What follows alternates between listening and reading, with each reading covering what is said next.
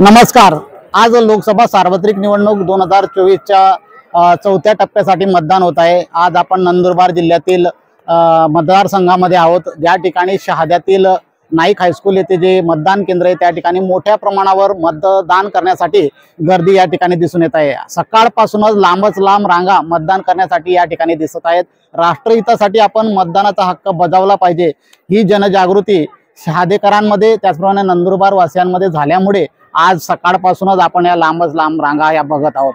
शहाद्यामध्ये नंदुरबार जिल्ह्यामध्ये नंदुरबार लोकसभा कॉन्स्टिट्युन्सीमध्ये आपण जर बघितलं तर भारतीय जनता पार्टीतर्फे डॉक्टर हिना गावित तसेच काँग्रेसतर्फे ॲडव्होकेट गोवाल पाडवी यांच्यामध्ये काट्याची टक्कर पाहायला मिळेल। अतिशय चुरशीची ही लढत असून त्या लढतीसाठी जास्तीत जास्त मतदान बाहेर काढण्याचा प्रयत्न हा सर्व कार्यकर्त्यांचा या ठिकाणी दिसून येत आहे आणि त्याचाच हा परिणाम आपण इथं नाईक हायस्कूलमध्ये बघत आहोत। या मतदान केंद्रावरती मोठ्या प्रमाणावरती गर्दी मतदारांनी केलेली आहे।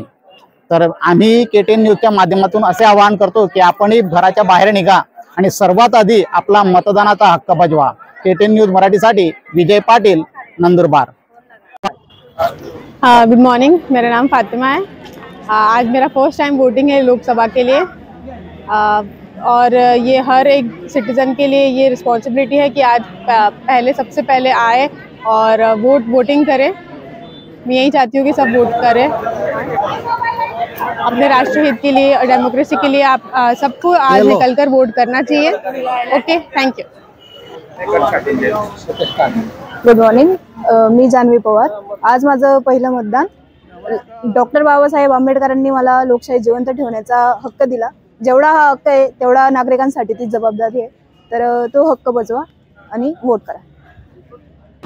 नमस्कार। भारतातील पहिला लोकसभा मतदारसंघ नंदुरबार येथील भारतातील पहिली मतदार रविता तळवी तिने मणिबेली येथील मतदान केंद्रावर आपला मतदानाचा हक्क बजावला।